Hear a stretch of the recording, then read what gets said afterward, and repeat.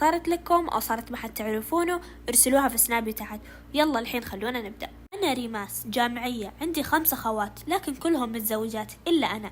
كنت أتمنى يجيني نصيبي بسرعة لأني رومانسية بزيادة، أتابع مسلسلات تركية ومتأثرة. قلبي كان رهيف وخفيف، يحب الرايح والجاي ويخق على الرايح والجاي. أنا باقي بس على قلب أمي. ما أقولكم إني شينة، حلوة الحمد لله وملامحي كذا طفولية وهادية، لكن النصيب تأخر مرة، حتى حظي مرة نحس. ففي مرة جو ناس يبون يخطبوني وكذا، لو تشوفون فرحتي طرت من الفرحة. تجهزت وتكشخت وانعجبوا فيني، لكن اكتشفنا بعدين ان الولد مو بكويس، يعني سمعته مو بكويسة، فما تمت الخطبة. قلت الحمد لله، اكيد خيرة اننا عرفنا قبل اتزوج، الحمد لله انا راضية. ومرتين صار لي نفسي كذا، طلع الولد مو بكويس، لكن الحمد لله على كل حال يعني. فقلت والله خير أكيد. زي ما قلت لكم أنا إنساني قلبي خفيف ورهيف، أحب الكل ومتأثر بالمسلسلات التركية. فتعرفت على واحد من السوشيال، لكن ما دامت علاقتنا، يعني 5 شهور كذا وانفصلنا. كان بس يبي ارسل صوري، ارسلي صورك، ارسلي صوري، اطلعي معي، يبيني بس اطلع معه وارسل صوري. واكتشفت انه مو ناوي يخطب ولا شيء، بس كذا لعب، مو ناوي زواج ولا شيء، بس كذا. وانا صراحة نيتي بعد الحب زواج، يعني اتزوج عن حب، كنت ابي بس زي كذا. لكن تركته، كنت مرة زعلانة. صح انه 5 شهور مو سنين، بس كنت احبه ومتعلقة فيه. فقلت الحمد لله على كل حال، يمكن لو طلعت معه يصير شيء، فاحسن ان ربي بعده عني. ومن بعدها تركت هذا الشيء، ما عاد تعرفت على ولا ولد من مواقع التواصل، تبت نهائيا. مهم انا كنت ما اطيق عيال القبيلة، يعني صح اني ابغى اتزوج وملتهفة، بس اني ما احبهم. وزواج الاقارب ذا ما ادانيه، حتى خواتي كلهم ماخذين، يعني مو ماخذين من القبيلة، ماخذين من برا. كنت اقول اذا خواتي ماخذين من برا على حظي توقف اخذ منهم، لا مستحيل، ابنتظر النصيب الين يجي. اني طولت، بس اهم شيء ما اخذ من عيال القبيلة ولا واحد من الجماعة. ما ابغى زواج عن قرب، زواج الاقارب هذا انا ما احبه. كانت امي تقول لي، يعني تشاورني بولد عمي، تخيلوا ما لقيت الا هو. قلت لها لا اكيد يما، ايش فيك انتي صاحيه؟ تبغيني اخلي كل عيال العالم واخذ ذا اللي 24 ساعه مقابلته؟ ما بي، وش ابي فيه اصلا؟ ما ابغى زواج اقارب. قالت يا بنتي بما ان النصيب طول خذي ولد عمك يبيكي. قلت ما ابيه، لا تحاولين. مصيبة، أبوي دخل على كلام أمي هذا وعجبت الفكرة. أبوي ينبسط، قال إيه وش فيه ولد أخوي تزوجيه، مو مالي عينك رجال ما في إلا العافية والصحة وسمعته زينة، أعرف أكثر واحد أنا. قلت له لا تحاول، لا تحسن سمعة ولد أخوك عندي، أنا ما أبيه. بعدين أنا قلت لكم زواج أقارب ما أبي، خواتي كلهم شردوا، حتى أنا بشرد معاهم، مستحيل أتزوج. كنت مرة ما أطيق الأقارب، لا أنا ولا خواتي، يعني أقاربنا إحنا ما نحبهم، كلهم تستس. قالت أمي لا حول ولا قوة إلا بالله، يعني بتجلسين طول عمرك كذا عندنا؟ قلت إيه، أهم شيء جيبولي ولد من تحت الأرض، أقارب خط أحمر. يا أبوي والله إن نهايتك أكيد ولد عمك، ترى ما راح تطولين، إذا طول النصيب تاخذين ولد عمك. كنت مرة متضايقة وخلاص بس أصيح وأكلم خواتي في الموضوع، أقول لهم وش تبوني أسوي؟ لا ما عليك حاولي في أبوي، بعدين إحنا كمان بنحاول، ما عليك، ما أنت بميخذة إن شاء الله. حتى خواتي أيدون هذا الشيء، لأنه جدا زواج الأقارب مو بحلو. قالت خلاص إذا ما تبين ولد عمك ولد خالتك، ولد أخوي بترفضينه؟ قلت إيه، أنا قلت لك زواج أقارب ما أبغى، يوم تقولي لي الحين ولد أختك سوي فيكم أنت وأبوي، ما أبي أقارب، عيال خالات، عيال عمات، عيال مدري مين، عيال فلانة، هذا ما أبغاه. قالت والله إنك عنيدة مرة تشيبين الراس. قلت لها أي أكيد، أنا اللي بعيش معاه ولا أنتم؟ خلونا ننزل للواقع شوي، ترى أنا اللي بعيش معاه، أنا اللي باكلها مو بأنتم. أنتم بس تبوني تزوجوني تحطوني في ضفته وتروحون، وبعدين أنا اللي أبلش فيها. قالت وش تبلشين فيه؟ رجال ما فيهم إلا العافية، يعني إيش اللي بيبلشك فيه؟ ليه ما تحبون زواج القارب أنتم؟ صراحة غريبين، أخذت عقولكم إلا الجوالات وفلانة وولد عمي لما صرتوا ما تحبون زواج الأقارب. قلت لا يما، هذه مرة ما لها دخل، لكن إحنا ما نبي، خلاص هذول نعرفهم، يعني دائما مقابلين وجيهنا، نيجي على آخر عمرنا نتزوجهم؟ أكيد لا، نبغى من برا. في مرة تجمعنا وكنا يعني رايحين عند أقاربنا هذولي، وعمتي كانت موجودة، يعني كد ولدها بشوفه، اللي مزعجيني أهلي إلا يبونه، ما أدري وش شايفين فيه.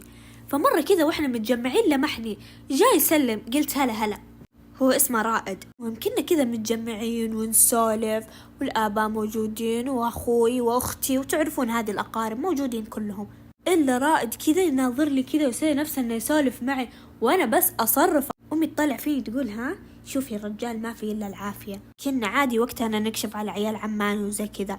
كانت تقول أمي ها بتغيرين رأيك؟ قلت لها أمي لا تحاولين، انت ايش قاعدة تقولين؟ يعني أمي إلا وإلا تبيني آخذ، أنا ما أدري وش شايفة فيه. تكلم كذا هي وعمتي تقول والله ما شاء الله يصلحون البعض، بس ليتها تقتنع شوي بنتي. أنا أعطي أمي نظرة كذا أقول لها أمي انت ايش قاعدة تهبدين، ايش قاعدة تخربطين يا رب يا ربي.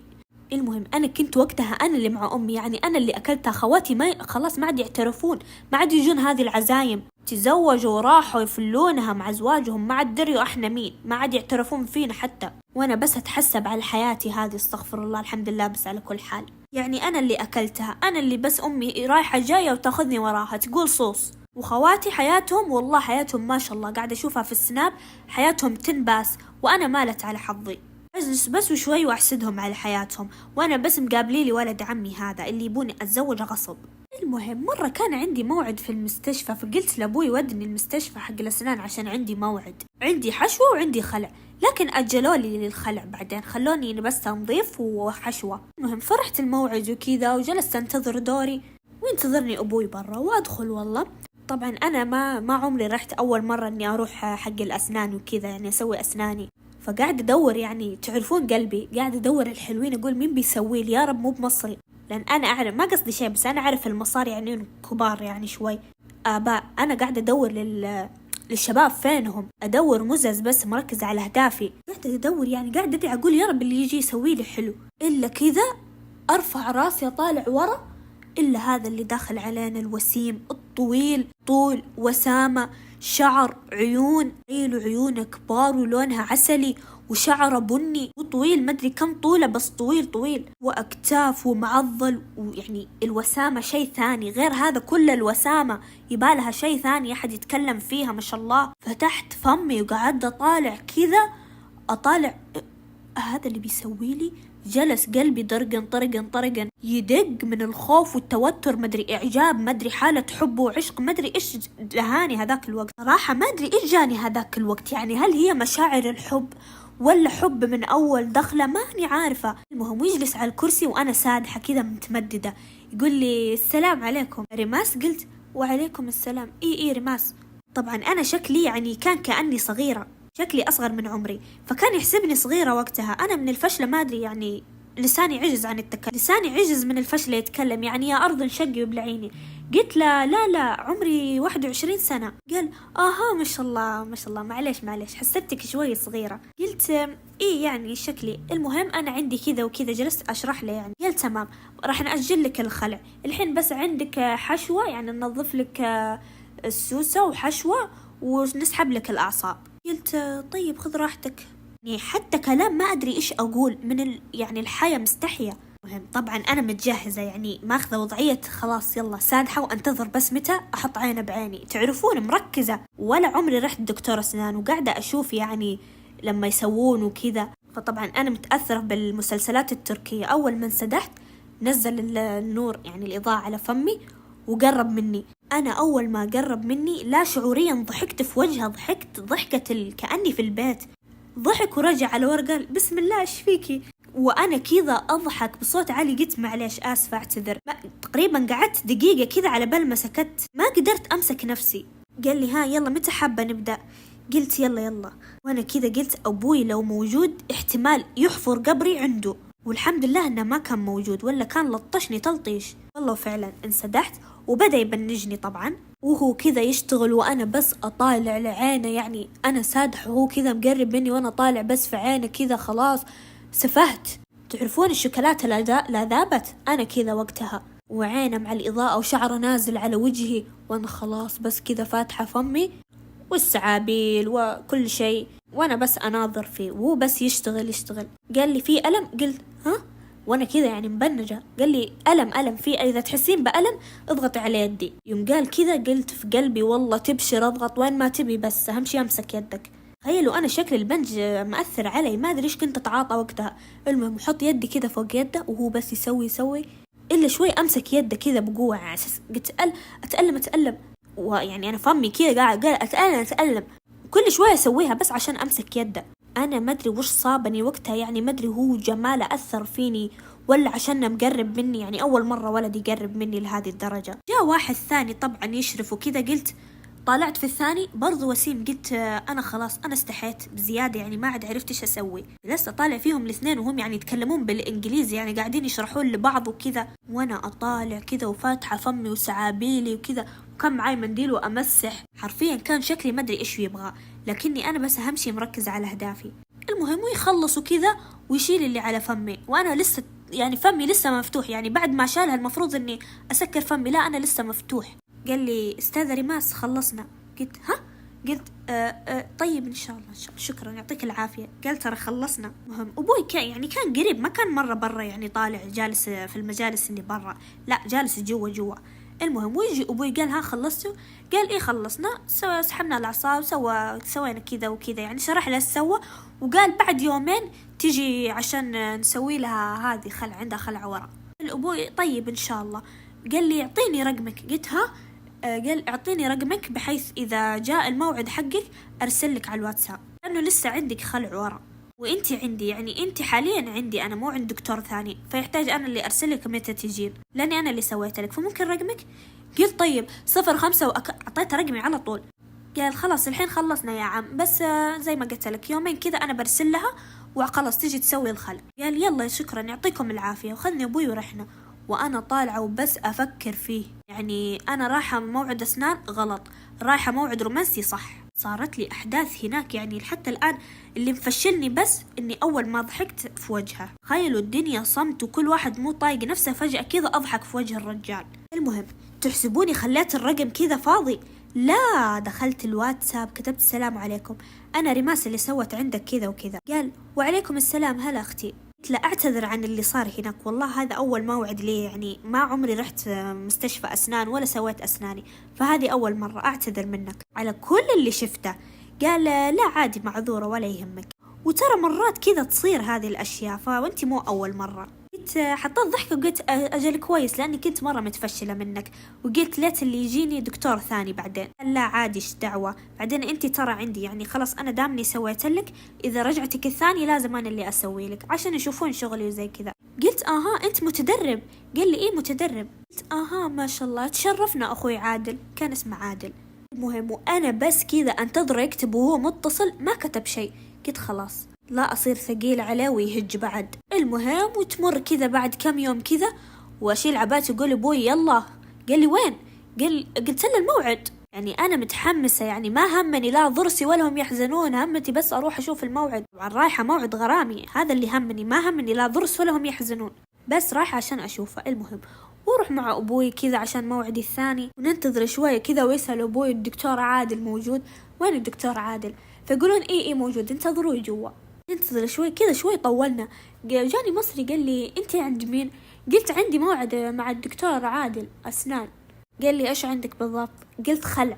خفت انه هو اللي يسوي لي من اسئلته، قلت يا رب مو بهو. بعدين قلت له ممكن الدكتور عادل، يعني اذا ما في مشكله يسوي لي الدكتور عادل.